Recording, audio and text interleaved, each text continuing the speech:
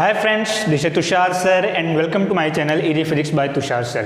Here you will get all the concept, exercise, numerical of 11th and 12th standard of physics.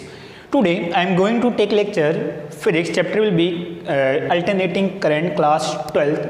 Chapter का नाम आपका प्रत्यावर्ती धारा हिंदी में. आज का जो आपका टॉपिक होने वाला है एलसीआर सर्किट. इसकी लास्ट लेक्चर में मैंने आपसे डिस्कस किया था कि AC circuit with containing only resistance, AC circuit containing only inductor and AC circuit containing only capacitor, तीनों के केस में करंट आपका कितना होगा, वोल्टेज कितना होगा, फेज डिफरेंस कितना होगा, ग्राफ आप किस तरीके से बनाओगे, फेजर डायग्राम आप किस तरीके से बनाओगे, ये सब आपका मैंने प्रीवियस वीडियो में मैंने डिस्कस किया हुआ है. जिस किसी का भी प्रीवियस लेक्चर छूटा हो डिस्क्रिप्शन में लिंक गिवन है, आप वहां से जाके आप वॉच कर सकते हो. ओके आज का जो टॉपिक है एलसीआर सर्किट. आपने सेपरेट सबका देख लिया है कि ओनली इंडक्टर के केस में कितना होता है, ओनली कैपेसिटर के केस में कितना होता है, ओनली रेजिस्टेंस के केस में कितना होगा. अब अगर बात हो कि अगर हमारे पास कोई सर्किट है जिसमें तीनों कंबाइंड है, एलसीआर तीनों हो, इंडक्टर, कैपेसिटर और रेजिस्टेंस तीनों हो, उस केस में करंट कितना होगा, वोल्टेज कितना होगा, वो हमें फाइंड आउट करना है. यानी कि हमारे पास कोई सर्किट है, मान लो LCR circuit, LCR series circuit. यानी कि सर्किट में क्या लगा आपका, एल है, सी है, आर है. एल मतलब इंडक्टर, क्लियर, प्रेरक. सी मतलब कैपेसिटर, कैपेसिटर हिंदी में आप इसको बोलते हो संधारित्र, इसको आप बोलते हो प्रेरक. आर मतलब रेजिस्टेंस, रेजिस्टेंस प्रतिरोध. यानी कि आपके पास कोई सर्किट है जिसमें इंडक्टर है, कैपेसिटर है और रेजिस्टेंस है, तीनों कौन से कनेक्शन में, सीरीज में. चलो कोई नहीं, मैं डायग्राम बनाने की कोशिश करता हूं. ये हो गया आपका इंडक्टर L, ये हो गया C एंड ये हो गया आपका R. L, C, R तीनों को आपने सीरीज में ऐड किया और यहां से आपने एक AC वोल्टेज का सोर्स दिया.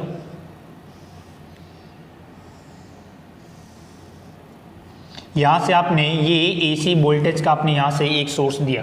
ठीक है, ये आपका इंडक्टर है L, ये कैपेसिटर है C और ये रेजिस्टेंस है R. देखो सबसे पहले यहां पे जो भी करंट फ्लो हो रहा है उस करंट को आप यहां पर दो मेथड के थ्रू फाइंड आउट कर सकते हो. फर्स्ट मेथड है by the help of phasor diagram और सेकंड मेथड है by the help of analytical method. तो सबसे पहले मैं दोनों में वन बाय वन डिस्कस करता हूं. सबसे पहले मैं एलसीआर सीरीज ड्रॉ करता हूं. सबसे पहला जो मेथड है वो आपका है फेजर डायग्राम मेथड.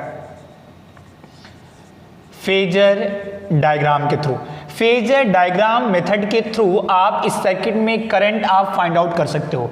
ये एक पहला मेथड है. दूसरा आपका मेथड होता है एनालिटिकल मेथड, यानी कि आप कैलकुलेशन करके कैसे करोगे वो हम इसके बाद वाले लेक्चर में देखेंगे. तो आज हमारा टॉपिक क्या है, एलसीआर सर्किट आपके पास है, एलसीआर सीरीज में है. आपको इस एलसीआर सर्किट का with the help of phasor diagram, phasor diagram की हेल्प से आपको इसमें बताना है कि इस सर्किट में कितनी करंट आपकी फ्लो हो रही होगी. ओके सॉल्व करते हैं. चलो एक बात और, अब मुझे आप फटाफट बताते रहो. प्रीवियस लेक्चर में मैंने आपको क्या बताया था, अगर हमारे पास केवल इंडक्टर है, इंडक्टर इसको मैंने एसी सप्लाई दिया, ये तो इसका रेजिस्टेंस कितना होता है एक्सएल, और एक्सएल की वैल्यू कितनी थी ओमेगा एल. अगर हमारे पास केवल और केवल कैपेसिटर है तो उसका रेजिस्टेंस कितना होता है एक्सी और उसकी वैल्यू कितनी थी 1/ओमेगा सी. अगर हमारे पास केवल रेजिस्टेंस है तो उसका रेजिस्टेंस कितना होगा आर.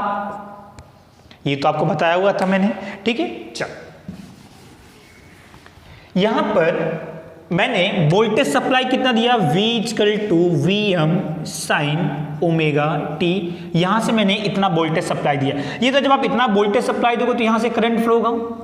वोल्टेज आपका फ्लक्चुएट कर रहा है with the help of sine function. Sine का फंक्शन कितना होता है, स्टार्टिंग का जो हाफ साइकिल होगा उसमें वोल्टेज प्लस में, नेक्स्ट हाफ साइकिल में वोल्टेज आपका माइनस में. यानी अगर आपका फ्लक्चुएटिंग वोल्टेज है, एसी वोल्टेज है, तो करंट भी आपकी क्या होगी, फ्लक्चुएट होगी. एक बार करंट आपकी क्लॉकवाइज, नेक्स्ट में करंट आपकी एंटी क्लॉकवाइज. क्लियर. चल अब मैंने यहां से वोल्टेज कितना दिया, V = Vm sin omega T. तो ये वोल्टेज आपका तीन जगह पे ड्रॉप होगा. ये तीनों सीरीज में है, सीरीज में करंट सेम होगा. यानी कि जितनी करंट आपके इंडक्टर में होगी उतनी ही करंट कैपेसिटर में, उतनी ही करंट रेजिस्टेंस में. Current will be same. धारा का मान क्या होगा, सेम होगा. Current will be same in L C R. Current की वैल्यू क्या होगी, सेम होगी, बट वोल्टेज डिफरेंट। तीनों सीरीज में है तो वोल्टेज की वैल्यू क्या होगी आपकी, अलग अलग होगी, वोल्टेज डिफरेंट। इंडक्टर का जो वोल्टेज है, इंडक्टर का, तो मैंने यहां पे सपोज कर लिया कि इंडक्टर यानी कि प्रेरक का जो वोल्टेज है, इंडक्टर, कैपेसिटर, संधारित्र और रेजिस्टेंस, प्रतिरोध। इंडक्टर का जो वोल्टेज है मैंने उसको ले लिया VL, कैपेसिटर का जो वोल्टेज है मैंने उसको ले लिया VC, और रेजिस्टेंस का जो वोल्टेज है मैंने उसको ले लिया VR। कोई दिक्कत वाली बात नहीं। इंडक्टर का यानी कि यहां पर वोल्टेज कितना ड्रॉप हो रहा है, VL। कैपेसिटर में यहां पे कितना वोल्टेज ड्रॉप हो रहा है, VC, और ये रेजिस्टेंस में कितना वोल्टेज ड्रॉप हो रहा है आपका, VR। तो टोटल मैंने कितना वोल्टेज सप्लाई किया, Vm sin ओमेगा t। ये वोल्टेज आपका ये तीन जगह पे ड्रॉप होगा। मान लो कि आपने यहां से 100 वोल्ट सप्लाई किया, सपोज करो 100 वोल्ट सप्लाई किया, तो तीनों में करंट तो सेम है, बट यहां का वोल्टेज 40, यहां का वोल्टेज 40, यहां का वोल्टेज 20, इस तरीके से आपका होगा। जो भी वोल्टेज आप सप्लाई करोगे वो तीन जगह पे, तीन पार्ट में आपका डिवाइड होगा। क्लियर। मैंने वोल्टेज कितना सप्लाई किया, V, तो मैंने यहां पे लिखा supply voltage will be equal to the inductor voltage, capacitor का वोल्टेज प्लस रेजिस्टेंस का वोल्टेज VR। अब आप फेजर डायग्राम आप ड्रॉ करने की कोशिश करो। आपको क्योंकि करंट निकालना with the help of phasor diagram, तो फेजर डायग्राम आप ड्रॉ करने की कोशिश करो। कैसे करोगे समझो। तीनों में करंट सेम है, तो जो करंट सेम है तो मैंने उसको I इधर कर लिया, ये हो गया I। इसमें भी करंट I और यहां भी करंट I। रेजिस्टेंस के केस में यहां का जो वोल्टेज होगा, ये बताओ, रेजिस्टेंस के केस में वोल्टेज और करंट दोनों सेम फेज में होते हैं, आपको याद होना चाहिए। रेजिस्टेंस के केस में, प्रतिरोध के केस में वोल्टेज और करंट दोनों सेम फेज में होंगे। तो सेम फेज में होने का मतलब क्या हुआ कि I अगर फॉरवर्ड डायरेक्शन में है तो V भी कहां पर होगा, फॉरवर्ड डायरेक्शन में ही होगा। यानी कि I, अगर ये I है तो V भी कहां पर होगा, उसी डायरेक्शन में होगा, VR। और VR इसका मैग्नीट्यूड तो अधिक होता है, ये तो आपको पहले ही मैंने बताया कि VR की वैल्यू I से अधिक होगी तो ये हो जाएगा VR। ये हो गया इसका डायग्राम। चलो कैपेसिटर के केस में, पहले इंडक्टर का केस बताओ। इंडक्टर के केस में जो करंट होता है वो लैग करता है। इंडक्टर के करंट के केस में करंट आपका लैग करता है 90 डिग्री, और कैपेसिटर के केस में करंट आपका लीड करता है 90 डिग्री। ये भी आपको मैंने बताया हुआ है। मतलब कि इंडक्टर के केस में करंट आपका लैग करेगा, करंट आपका पीछे होता है वोल्टेज से। कितना पीछे होता है, 90 डिग्री। तो पीछे होने का मतलब क्या हुआ, देखो ये करंट है, मैं यहां पे अलग ड्रॉ कर दे रहा हूं, आप कंफ्यूज मत हो। अब मैं यहां पे अलग ड्रॉ कर दे रहा हूं। मैंने यहां पे ड्रॉ किया रेजिस्टेंस, रेजिस्टेंस के लिए करंट, ये वोल्टेज कहां पर होगा, सेम डायरेक्शन VR। और आपको पता है हमेशा VR की वैल्यू I से अधिक होती है, जिसके कारण मैंने ये इस तरीके से लिखा है। इंडक्टर के केस में क्या होगा, करंट तो आगे, ये इंडक्टर के केस में करंट आपका लैग करता है, करंट आपकी पीछे होती है वोल्टेज से 90 डिग्री। तो वोल्टेज कहां पे होगा, आगे होगा ना, तो ये हो गया वोल्टेज। देखो इंडक्टर का वोल्टेज, करंट पीछे है, वोल्टेज आपका आगे है कितना, 90 डिग्री, एंगल कितना, π/2। कैपेसिटर के केस में क्या होगा, कैपेसिटर के केस में जस्ट इसका उल्टा होता है। कैपेसिटर के केस में करंट आपके लीड करती है, कितना, 90 डिग्री। करंट तो यही था, करंट आपका वोल्टेज से लीड करे, यानी कि करंट आपकी आगे है, वोल्टेज पीछे है। वोल्टेज पीछे होने का मतलब क्या हुआ, ये वोल्टेज है, देखो ये एंगल कितना, π/2, 90 डिग्री। ये फेजर डायग्राम जिसका रेजिस्टेंस का, ये इंडक्टर का और ये कैपेसिटर का, तीनों को मैं एक साथ कंबाइन करके बनाता हूं। तीनों को अगर आप एक साथ कंबाइन करके बनाओ, देखो इधर तीनों में करंट कहां पर है, फॉरवर्ड डायरेक्शन। तो ये हो गया करंट, ये जिसको मैंने बेस पॉइंट सपोज कर लिया, ये हो गया आपका नेट करंट। नेट करंट, पूरी करंट, यानी कि नेट करंट यहां से कितना फ्लो हो रहा है, I। ये नेट करंट कितनी हो गई, I आपका फॉरवर्ड डायरेक्शन में। चलो सबसे पहले मैं वोल्टेज ड्रॉ करता हूं किसका, रेजिस्टेंस का। ये होता तो रेजिस्टेंस का वोल्टेज उसी डायरेक्शन में है, तो ये हो जाएगा रेजिस्टेंस का वोल्टेज VR। इंडक्टर का वोल्टेज कहां पे है, VL, ऊपर की तरफ, ये हो जाएगा VL। ये हो जाएगा आपका VL। VC कहां पे है, देखो I इधर है, VL ऊपर है, तो I इधर, VL ऊपर, I इधर, तो VC कहां पे, नीचे, तो ये हो जाएगा VC, नीचे की तरफ। अब अब मुझे आप ये बताओ, जैसे अब मुझे यहाँ पर नेट वोल्टेज कितना होगा, नेट वोल्टेज टोटल आपको नेट करंट कितनी है, तो ये तो नेट करंट आपको दिख रहा है, लेकिन वोल्टेज आपको देखो ये VL है, ये VC है, ये VR है। मुझे अभी बताओ, अगर मैं आपको बोलता हूँ कि यहाँ पर वोल्टेज है 10 वोल्ट और यहाँ पर वोल्टेज है 4 वोल्ट, तो नेट वोल्टेज कितना, तो नेट वोल्टेज आप कितना होगा 6 वोल्ट हो जाएगा ना। कौन सी डायरेक्शन में, इस डायरेक्शन में। नेट वोल्टेज आप कैसे निकालोगे, तो इसमें से मैंने इसको माइनस किया तो 6 वोल्ट आपका यही तो आएगा ना 6 वोल्ट। क्लियर समझ में आ रहा है। तो अब कहने का मतलब क्या हुआ कि यहां पे ये VL है, ये VL है, ये पूरा VL है, ये VC है। अब अगर मैं कंडीशन लेके चलता हूं कि if VL is greater than VC, अगर VL की वैल्यू VC से बड़ी हो तो, if VL is greater than VC, ये बताओ अगर VL VC से ग्रेटर होगा तो नेट वोल्टेज हमारा यहां पे कहीं पे आएगा। मान लेता हूं मैं ये 10 वोल्ट है और ये मैं मान लेता हूं 4 वोल्ट है, तो नेट वोल्टेज कितना 10 माइनस 4 6 वोल्ट। 6 वोल्ट कहां पे आएगा, ऊपर की तरफ आएगा ना। यानी कि मैं मान लेता हूं कि नेट वोल्टेज मेरा ये निकला, ये कितना निकला आपका, ये निकला आपका VL माइनस VC।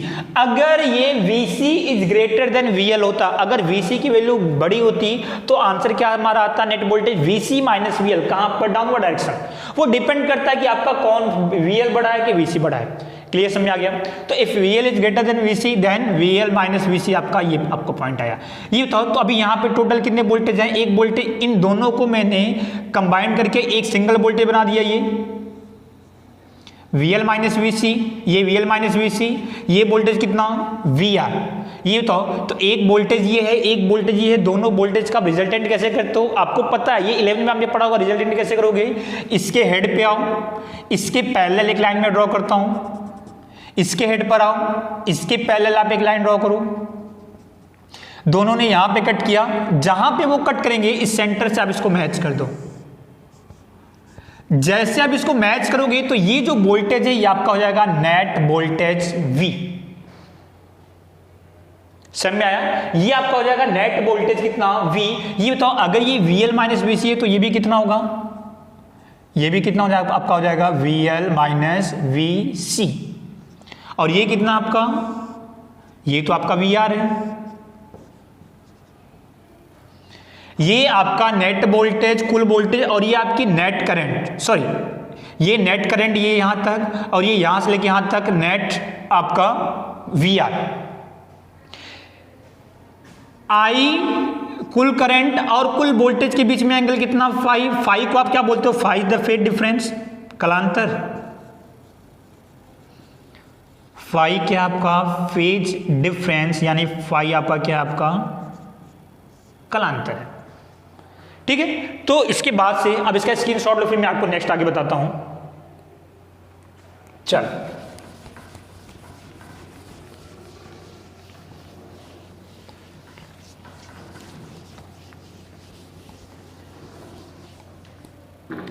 ये आप डायग्राम में देखो, ये नेट वोल्टेज, ये V, ये नेट करंट, और ये आपका VR, और ये VL माइनस VC। अब मैं आपसे पूछता हूं कि अब यहाँ पे नेट वोल्टेज कितना होगा, ये बताओ, तो नेट वोल्टेज कितना होगा, तो नेट वोल्टेज निकालने के लिए क्या करोगे, ये हाइपोटेनियस, ये कर्व, ये परपेंडिकुलर और ये बेस, तो हाइपोटेनियस का स्क्वायर इक्वल टू परपेंडिकुलर का स्क्वायर प्लस बेस का स्क्वायर, तो हाइपोटेनियस का स्क्वायर यानी V square is equal to VL minus VC का होल स्क्वायर प्लस यहां से लेके यहां तक का वोल्टेज VR है तो VR का स्क्वायर। VR की वैल्यू, VL की वैल्यू, VC की वैल्यू कितनी होगी फटाफट बताओ। तो VR कितना होगा, V इक्वल टू IR होता है तो I इंटू R। VL कितना होगा, तो VL equal to I into, VR का मतलब क्या हुआ, I इंटू रेजिस्टेंस, तो VL का मतलब इंडक्टर का वोल्टेज कितना होगा, I इंटू इंडक्टर का रेजिस्टेंस, तो इंडक्टर का रेजिस्टेंस XL होता है ना, और XL की वैल्यू कितनी होती है, ओमेगा L, ये तो आपको पता ही है। कैपेसिटर का वोल्टेज कितना होगा, तो कैपेसिटर का वोल्टेज I इंटू कैपेसिटर का रेजिस्टेंस यानी XC, और XC की वैल्यू कितनी होती है 1/ओमेगा C, बताया आपको। ठीक है, चलो यहां पर वैल्यू पुट अप कर देते हैं, तो V square is equal to VL की जगह पर मैंने लिख दिया I into XL minus VC की जगह मैंने लिख दिया I इंटू XC का स्क्वायर प्लस VR की जगह मैंने लिख दिया I इंटू R का स्क्वायर। ये आपका हो जाएगा V square is equal to I, यहाँ भी है आई इधर भी है, ऊपर होल स्क्वायर है तो आई स्क्वायर कॉमन कर देता हूँ मैं, तो आई स्क्वायर कॉमन बचा कितना एक्सएल माइनस एक्ससी का होल स्क्वायर प्लस ये कितना हो जाएगा I square into R square. I square यहाँ भी है, आई स्क्वायर यहाँ भी है, चाहो तो कॉमन कर सकते हो, तो V square is equal to I square common बचा कितना आपका एक्सएल माइनस एक्ससी का whole square plus R square. ये पूरी वैल्यू नीचे करो तो I square is equal to V square upon ये पूरी वैल्यू नीचे आ जाएगी तो R square plus XL minus XC का whole square. Both side square root में ले लेता हूं, बोथ साइड अगर मैं स्क्वायर रूट लूंगा तो कितना हो जाएगा I is equal to V upon ये बताओ ये अंडर रूट में तो undivided by under root R square plus XL minus XC का होल स्क्वायर। ये आप देखो तो ये एक फॉर्मूला आपका आ गया, यानी कि अगर आपके पास LCR सर्किट हो, अगर आपके पास LCR सर्किट तीनों है, तीनों सीरीज में है, तो नेट करंट कितनी आपकी आएगी, net current equal to I equal to V upon R. देखो I equal to V upon R, ये क्या है, ये नेट रेजिस्टेंस है, पूरा का पूरा नेट रेजिस्टेंस है किसका, LCR का। तो इसको मैं शॉर्टकट में लिखता हूं किससे, Z से, तो Z is equal to under root R square plus XL minus XC का होल स्क्वायर। और ये जो Z है इसको आप बोलते हो इम्पीडेंस, इम्पीडेंस हिंदी में आप इसको बोलते हो प्रतिबाधा। यानी कि पूरा फॉर्मूला हमारा क्या हो जाएगा, I equal to V upon Z. LCR circuit के लिए नेट करंट कितनी, I equal to V upon Z. What is the Z, Z is the impedance, और जेड क्या है आपका under root R square plus XL minus XC का whole square. Simple. जैसे यहीं पे मुझे ये भी बताओ, अगर हमारे पास सर्किट में केवल और केवल रेजिस्टेंस हो, केवल और केवल रेजिस्टेंस, इंडक्टर नहीं है कैपेसिटर नहीं है, ये तो इंडक्टर नहीं है कैपेसिटर नहीं है, जैसे हमारे पास कोई सर्किट है जिसमें केवल और केवल आर हो, ओनली आर, ये तो केवल और केवल अगर आर होगा तो ये zero, XC zero, XL inductor नहीं है कैपेसिटर नहीं है, तो ये दोनों जीरो, तो बचा कितना अंडर रूट आर स्क्वायर, और अंडर रूट आर स्क्वायर कितना आर, यानी आई इक्वल टू कितना आपका आ गया वी अपॉन आर। ये तो आपको पता ही है, रेजिस्टेंस के केस में कितना I equal to V upon R. अगर हमारे पास केवल केवल इंडक्टर हो तो इंडक्टर केवल इंडक्टर होगा तो ये रेजिस्टेंस वाला जीरो, कैपेसिटर जीरो। ये बताओ केवल इंडक्टर होगा तो बचा कितना अंडर रूट ये जीरो, तो अंडर रूट एक्सएल का स्क्वायर यानी कि I equal to V upon XL. और केवल कैपेसिटर होगा तो आप यहां पे लिख सकते हो, अगर हमारे पास केवल और केवल कैपेसिटर है तो ओनली सी, तो आर जीरो एक्सएल जीरो, ये जीरो तो अंडर रूट माइनस एक्सी का स्क्वायर तो एक्सी होगा, यानी कि I equal to V upon XC. ये तो आपने ऑलरेडी पढ़ के रखा ना, रेजिस्टेंस के केस में आई कितना आया था, I equal to V upon R, inductor के केस में वी अपॉन एक्सएल, और कैपेसिटर के केस में वी अपॉन एक्सी। ठीक है, तो ये आपका पूरा का पूरा हुआ कि अगर आपके पास कोई एलसीआर सर्किट है तो उस केस में हमारा जो नेट करंट होगा I equal to V upon under root R square plus XL minus XC का होल स्क्वायर, इतना आपका होगा। अब बात आती है कि फेज डिफरेंस कितना होगा, what is the phase difference between voltage and current, दोनों के बीच में कालांतर कितना होगा। रेजिस्टेंस के केस में फेज डिफरेंस कितना होता है, जीरो। इंडक्टर के केस में फेज डिफरेंस कितना होता है, 90 डिग्री। कैपेसिटर के केस में फेज डिफरेंस कितना होता है, 90 डिग्री। तो अगर LCR तीनों है तो फेज डिफरेंस कितना होगा, तो हम निकाल लेते हैं फटाफट। इसको आप स्क्रीनशॉट लो, फिर मैं नेक्स्ट आपको आगे बताता हूं। चल इसका आगे देखो, आपको अगर फेज डिफरेंस निकालना हो तो आप कैसे निकालोगे यहां पर, तो फेज डिफरेंस निकालने के लिए सबसे पहले ये आपको एंगल दिख रहे हैं, देखो ये दिख रहे हैं, यहां पर tan phi इक्वल टू कितना आएगा, मुझे फेज डिफरेंस निकालना है, तो tan phi is equal to perpendicular upon base, perpendicular कितना ये, बेस कितना ये, परपेंडिकुलर कितना VL माइनस VC, बेस कितना VR, तो tan phi is equal to VL minus VC upon VR।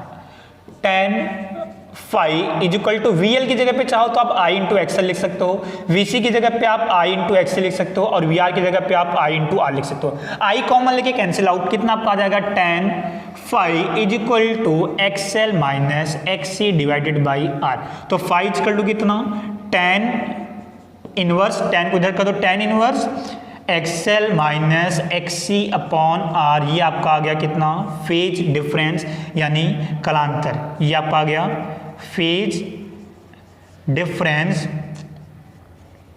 कलांतर। अगर आपके पास कोई एल सी आर तीनों सर्किट है तो उस केस में फेज डिफरेंस यानी कलांतर कितना होगा 5 × tan inverse XL - XC upon R।